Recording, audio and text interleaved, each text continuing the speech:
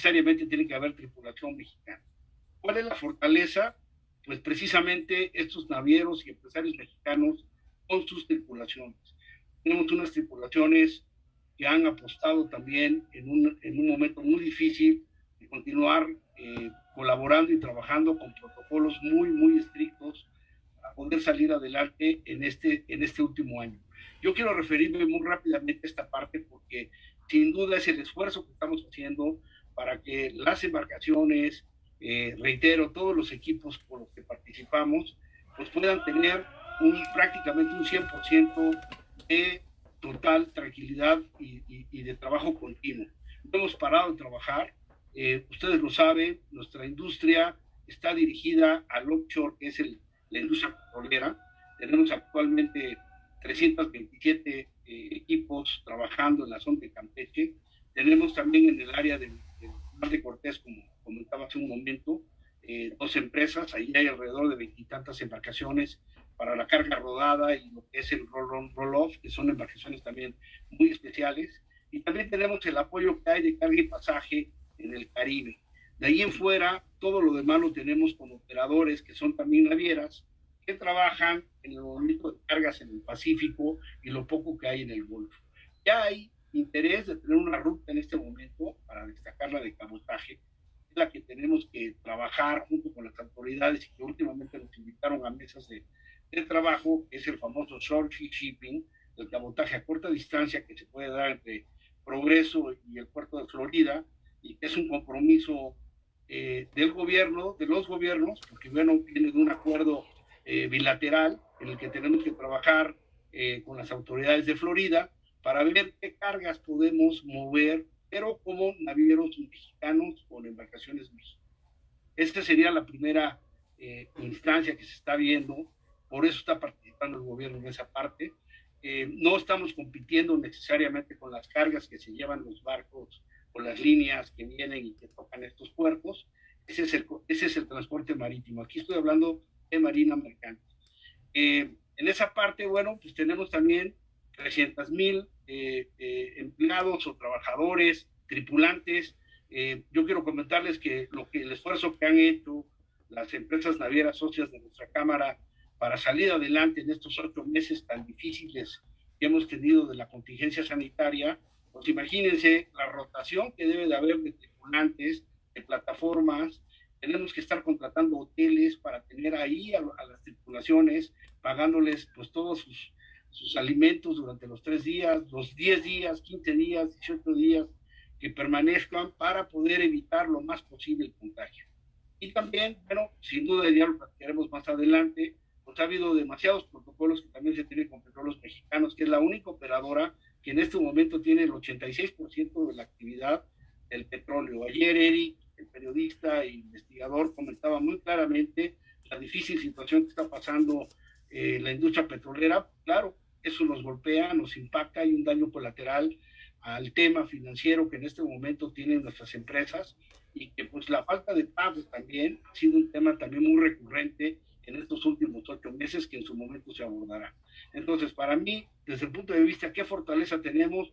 Pues son los propios empresarios mexicanos que creen en la marina mercante, que quieren desarrollar pues esta logística que también va a ser muy importante para mover entre puertos nacionales cargas. Yo creo que de aquí es muy importante en esta agenda volver a hacer este esfuerzo de ver cómo conectamos toda esta información para ver qué podemos entregar, es decir, hacer símiles, de decir qué podemos ayudar al ferrocarril o cómo colaborar con el autotransporte o con las otras organizaciones del transporte, pues para poder alinear la información que nos permita desarrollar en el corto y mediano plazo la importancia que tiene el movimiento logístico. Estamos convencidos que nos tenemos que reinventar, esa también es la parte fundamental del tema de la fortaleza.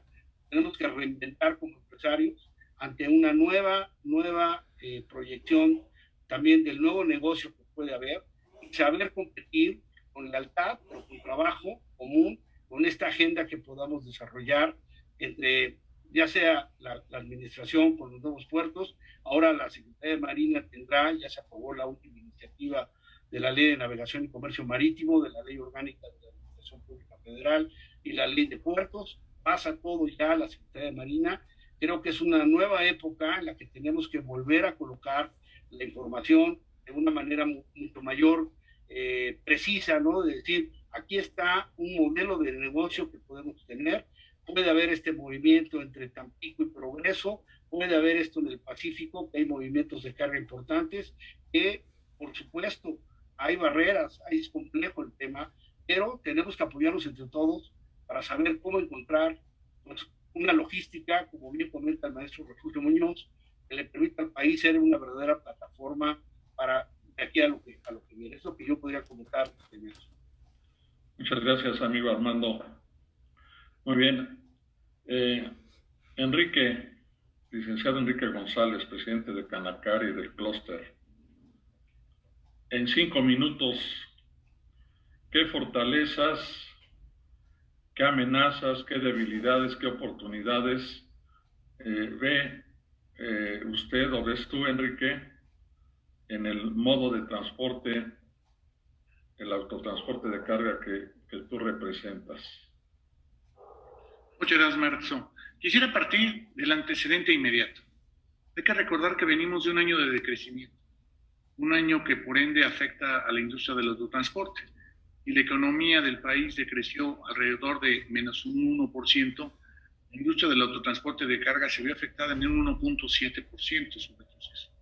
En base a ello estamos haciendo nuestra planeación para llevar al cabo los retos que nos representaban este año.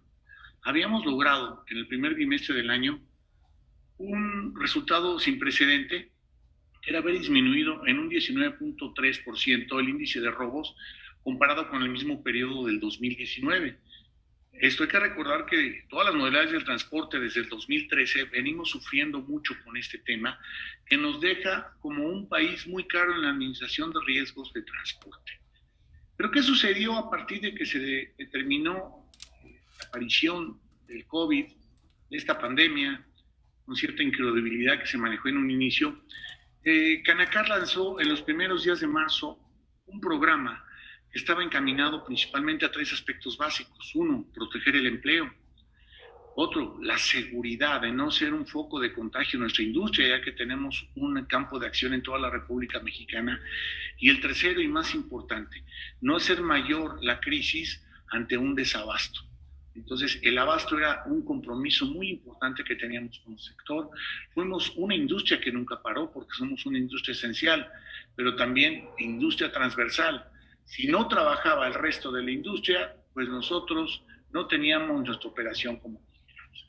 Dentro de una encuesta que hicimos en Canacar en un inicio, en los meses más complicados que vamos a recordar fueron abril y mayo, teníamos casi el 46% de los camiones parados. Y en el mes de mayo, a finales, antes de que se determinara la apertura de la industria acerera, de la industria de la construcción, de la industria automotriz y reactivación de la industria cervecera, llegamos a tener casi un 50% de nuestro equipo sin operar.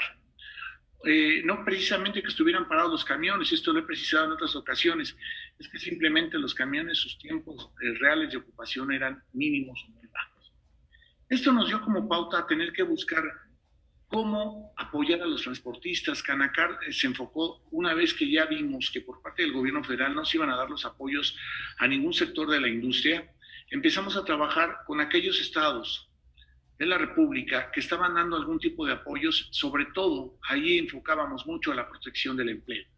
Y con la banca privada y con las armadoras y arrendadoras que atienden al sector, buscamos un plan de extensión de plazos de los créditos contratados, que tuvimos un buen éxito, un apoyo muy valorado por todos nosotros los transportistas, por parte de las armadoras y por parte de todos los proveedores de nuestros grandes camiones. Entonces, con estas bases empezamos a trabajar, empezamos a ver un incremento en la actividad. En nuestra encuesta vimos que disminución de empleo únicamente tuvimos un menos 8%. También, concretamente, no tenemos datos registrados de empresas que hayan cerrado. Pero no por esto podemos cantar victoria, porque hoy viene un regreso a aquellos financiamientos que logramos, una prórroga, nos viene ya la vuelta de estos plazos que logramos obtener. Tenemos miedo de que algunos sectores que no están todavía en una actividad al 100% y que hay transportistas que tienden a no vayan a subsistir. Estamos muy atentos de darles el apoyo. Creo que como Cámara hoy es muy importante que tengamos que estar buscando nicho por nicho de mercado en las áreas de oportunidad, cuáles son los riesgos para afrontar los grandes retos que hoy se nos presentan.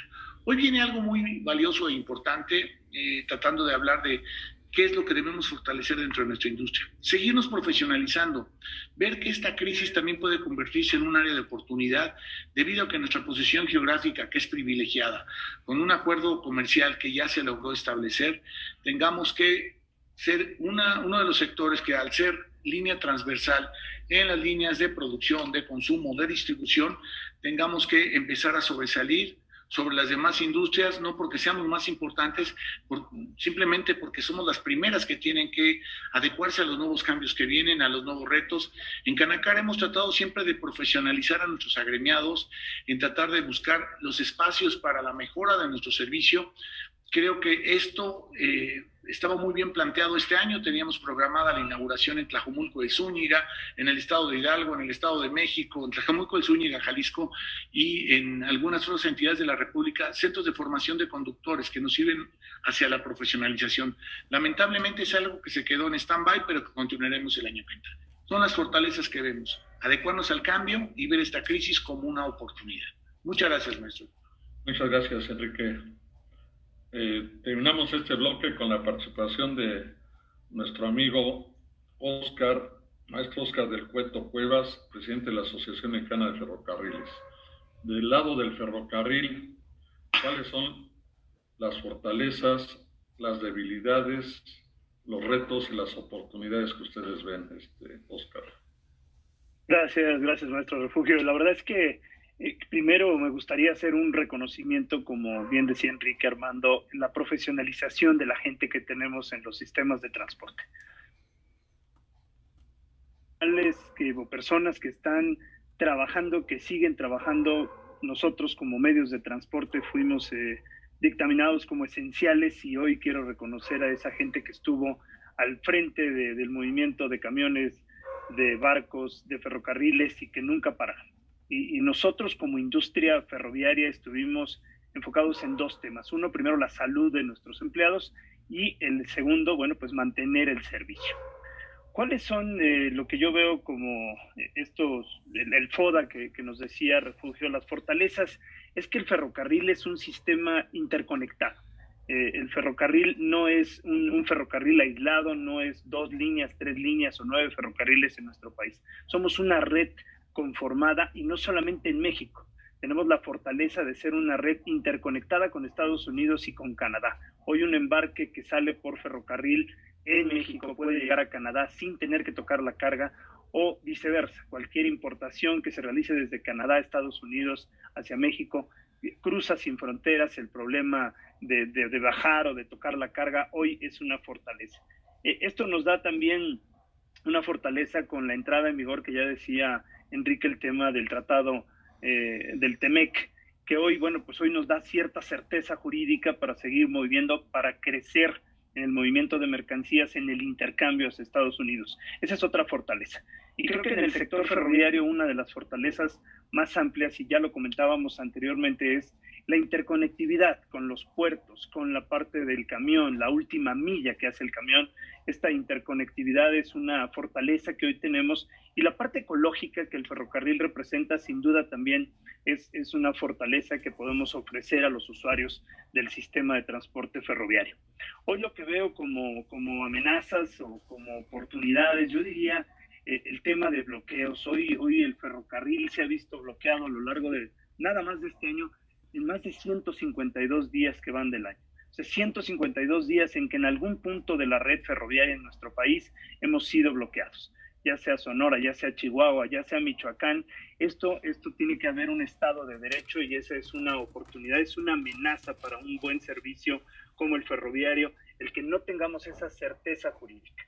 Yo veía las oportunidades, como hemos platicado en otros foros, y sé que ustedes están muy, muy involucrados en el tema. El nearshoring trae oportunidades a nuestro país. El traer cadenas de productividad a esa cadena logística que tenemos en nuestro país es una muy buena oportunidad que vemos hacia futuro y creemos que en la combinación tanto del barco como del avión, como del camión y el ferrocarril, podemos traer hacia el país oportunidades de crecimiento para tener plataformas logísticas que nos permitan a esos pues industriales o esos inversionistas que vengan a nuestro país ofrecerles esas plataformas logísticas. ¿Qué vemos como debilidades? A lo mejor una debilidad puede ser la interconectividad con algunos puertos en tema ferroviario. El acceso ferroviario a algunos puertos está limitado. El acceso también a terminales donde podamos hacer esa conectividad camión, ferrocarril también está muy limitado. Algunas terminales donde pudiéramos hacer trasvase. Creo que ahí están las oportunidades o las debilidades que nos muestra el futuro. Creo que la enseñanza que obtuvimos de esta pandemia nos deja claridad en que ese servicio que podemos proveer, ya sea barco, ya sea camión o ya sea ferrocarril, se volvió resiliente. Somos una industria, en el caso del ferrocarril, que demostramos que podemos dar ese servicio y creo que podemos mantenerlo y seguir creciendo. Lo que necesitamos es un Estado de Derecho que nos permita fluir, que nos permita mover mercancías, que en este momento, como ya decía también Enrique, son tan importantes para llevar a las mesas de los mexicanos, para terminar procesos de producción, para mover lo que son las mercancías ya finalizadas. Creo que ahí están esos puntos que yo veo dentro del FODA Refugio, dentro de la industria ferroviaria. Muchas gracias, Oscar. Muy bien. Aquí quiero hacer un paréntesis. La idea también de este panel es que podamos sacar conclusiones y esas conclusiones de alguna manera tomarlas como un resolutivo a efecto de que la plática no se quede en una simple plática, en un simple intercambio de opiniones o de experiencias. Y para ello me acompaña la licenciada Irla Espinosa, a quien le hemos encargado elabore la minuta correspondiente y las conclusiones correspondientes a este panel, que después se los compartiremos para ver si ustedes están de acuerdo y que sea parte de la agenda del Consejo Mexicano del Transporte para impulsarla. Muy bien, entramos al segundo bloque. En este segundo bloque, como hemos visto, cada modo de transporte en lo individual tiene sus propias debilidades, sus propias fortalezas, sus amenazas y sus oportunidades.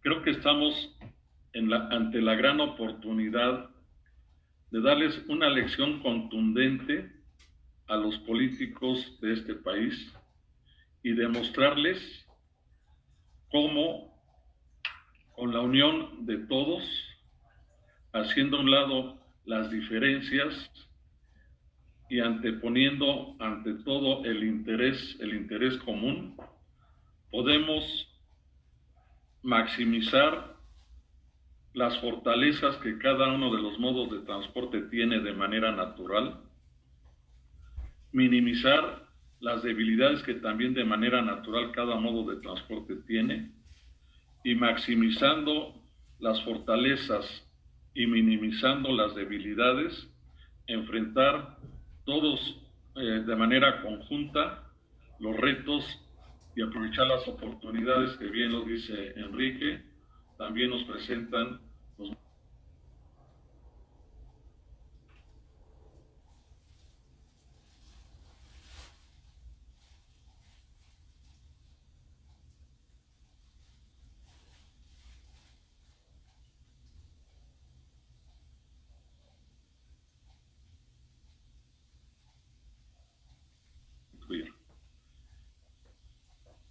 tenemos el antecedente de la creación del Consejo Mexicano del Transporte, que se formó justamente con este fin: maximizar las fortalezas de cada modo de transporte, minimizar las debilidades, enfrentar los retos de manera conjunta y todos juntos aprovechar las oportunidades.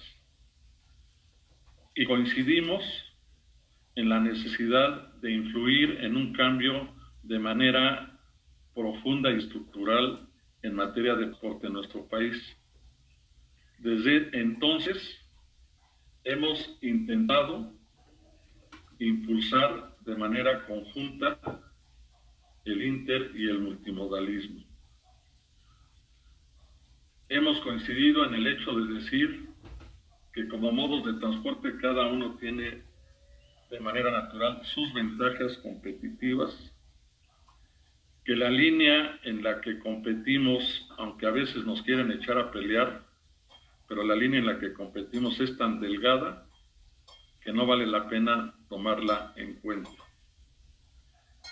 Yo quisiera compartir con la audiencia una reflexión en el sentido de, y esto nos ayudará a posicionar y a ponernos de acuerdo conceptualmente en lo que cada uno de nosotros concebimos como el inter y el multimodalismo, y cuál sería el concepto moderno de intermodalismo que históricamente se le ha relacionado solamente al uso del contenedor.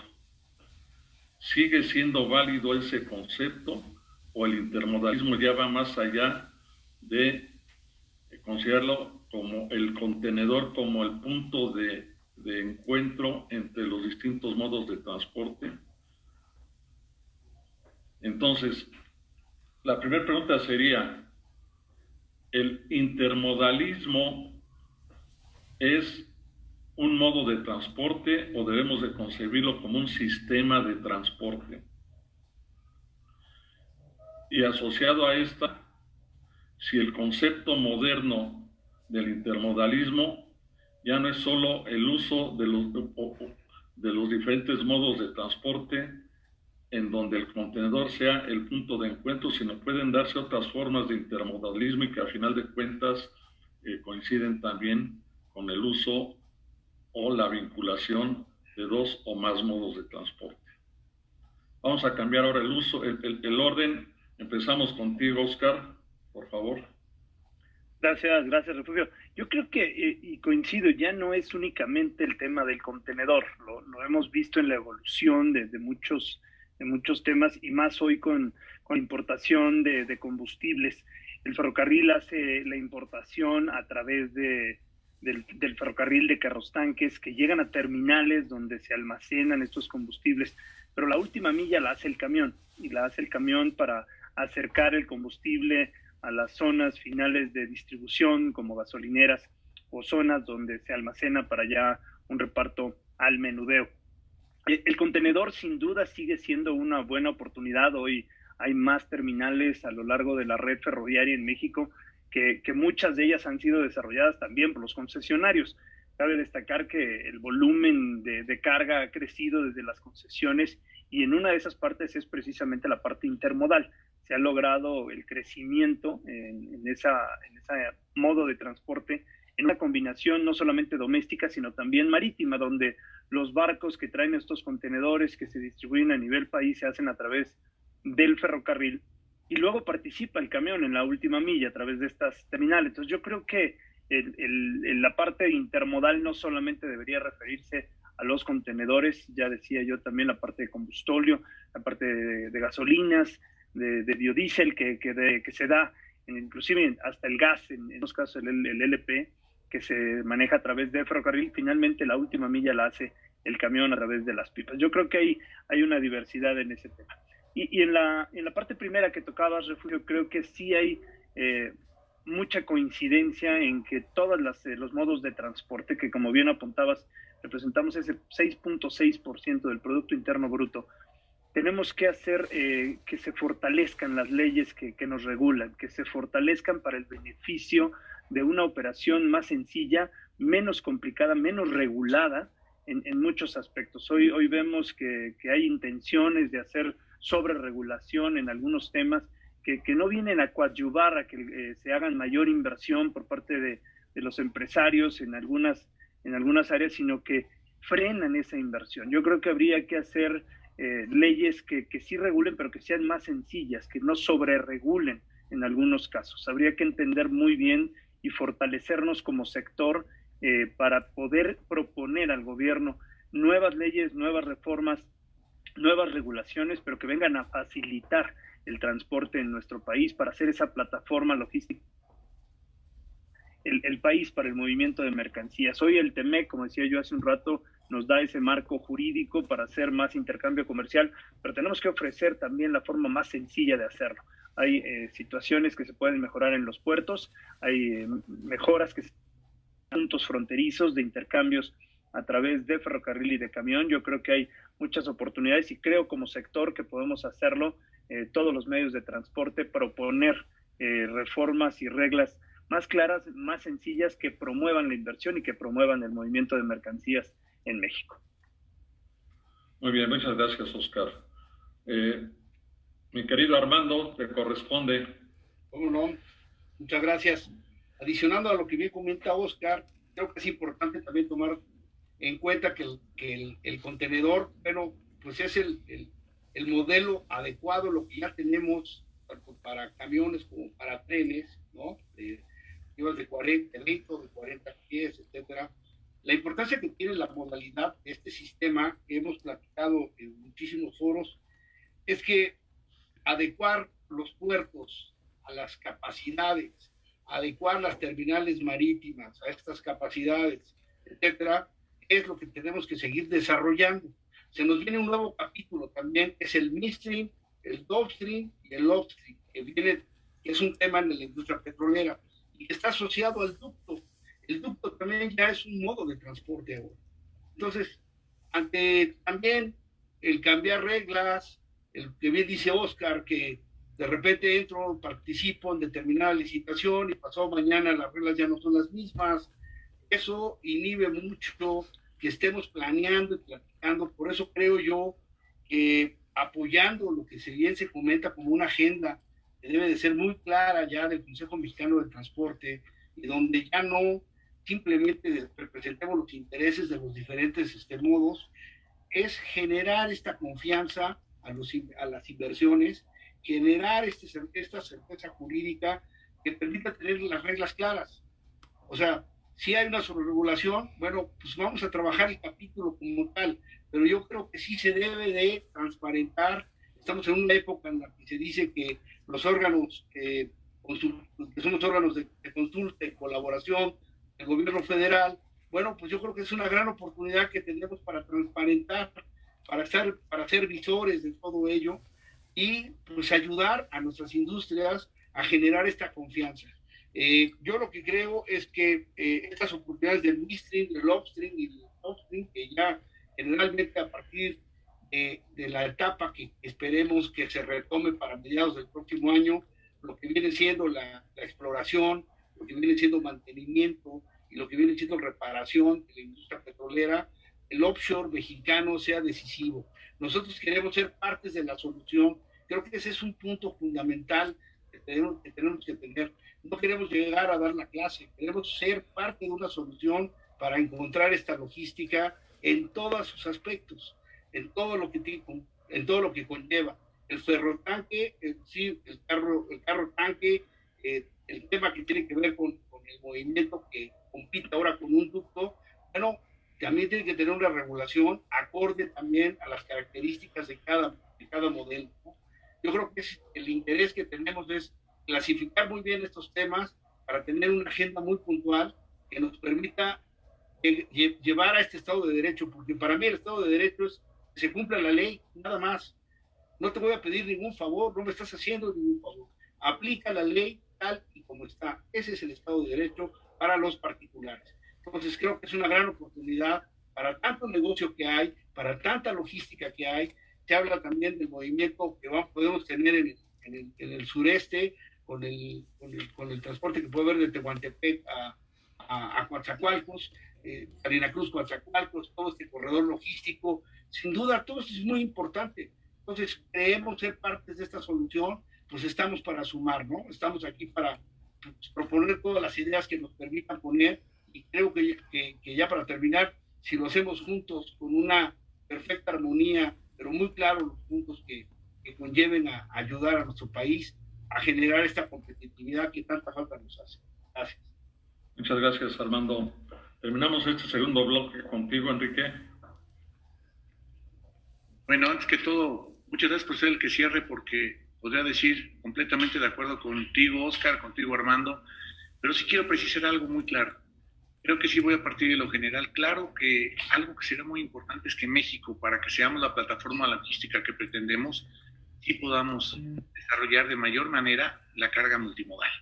Y creo que ya hablamos de los contenedores, ya hablamos de los autotanques, de la cadena de frío también, que es muy importante que pudiese darse, pero con la combinación perfecta, barco, tren y autotransporte terrestre. Y aquí ya quiero hablar concretamente de mi sector y se los digo a ustedes abiertamente. Hoy en México es absurdo que tengamos recorridos de costa a costa o de frontera a frontera o de Cancún, Quintana Roo, Tijuana, Baja California a través del transporte terrestre. Creo que esto ayudaría a que fuéramos más eficientes y más rentables, pero creo que ponernos de acuerdo no es el tema. En lo que tenemos que trabajar es en la normatividad, definitivamente. Hemos trabajado en Canacar por otros temas de sobreregulación que tenemos, pero también, como ustedes lo saben, el maestro lo compartió con ustedes, la nueva Ley General de Transporte en la que estábamos contemplando también esta situación de que podamos ser más dinámicos y que no exista tanta normatividad en lo que es el traslado de mercancías de una modalidad a otra. Hablo de barco a tren y de tren al terrestre. Y creo que algo que también debemos resaltar mucho es la infraestructura, como bien lo situó Armando. No vamos a esperar lo que puede suceder, vamos a ver lo que ya tenemos hoy. Hoy tenemos, por ejemplo, un puerto de Veracruz que anteriormente recibía 27 millones de toneladas, pero ya no podía recibir más, eso lo inauguró don Porfirio Díaz. Ahí estábamos topados. Pero hoy, en el nuevo puerto de Veracruz, que claro, no es que este nuevo vaya a sustituir al anterior, van a seguir trabajando conjuntamente. La idea es que cuando esté operando en su totalidad, llegue a recibir 90 millones de toneladas, lo que nos daría un total de casi 120 millones de toneladas.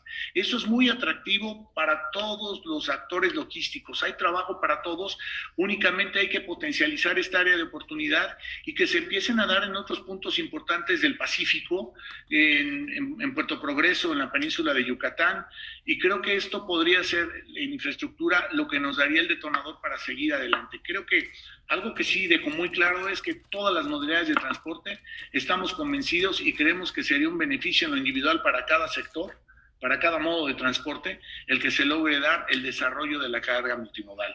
Adelante, a trabajar ahora de la palabra al hecho. Muchas gracias. Muchas gracias, Enrique. Bien, vamos a entrar al tercero y último bloque y es el que tiene que ver con... Ya vimos cada modo de transporte, cuáles son lo que lo distingue en lo individual. Ya planteamos la necesidad de que los distintos modos de transporte se complementen, que busquemos que nuestro país cuente con un sistema de transporte, con todo lo que eso significa, y que salgamos a competir a los mercados internacionales con un sistema de transporte y logística totalmente robusto. Y la condición y la situación en la que estamos viviendo lo hace más urgente. Déjenme compartirles finalmente cuál ha sido el impacto del COVID a nuestro sector, el sector del transporte y la logística. Ya veníamos mal, el 2019 terminamos mal, la economía terminó mal, no terminó bien. El PIB se cayó, no mucho, pero sí se cayó en un 0.3%. Y uno de los sectores más afectados fue, hablando de nuestro sector, fue el transporte por agua, que se cayó solo en el 2019, casi en un 4%, en un 3.7%. Y lo que va de este semestre, en el primer semestre del 2020, la economía se cayó en más de un 10%, y ahí sí todos los modos de transporte nos vimos afectados. El que se vio mayormente afectado, desde luego, fue el aéreo, con un 51.3%, Le siguió el autotransporte de carga con un 14.8%, el transporte por agua 13.1%, que sumado al 3.7% del año pasado lo pone en una condición muy difícil. Y el ferroviario un 2.7% ha caído en el primer semestre. ¿Cuál es el reto que ahora tenemos?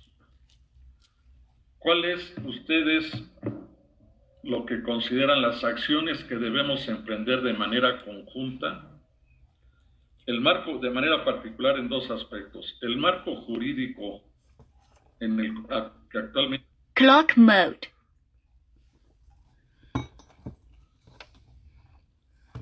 AUX mode. Clock mode.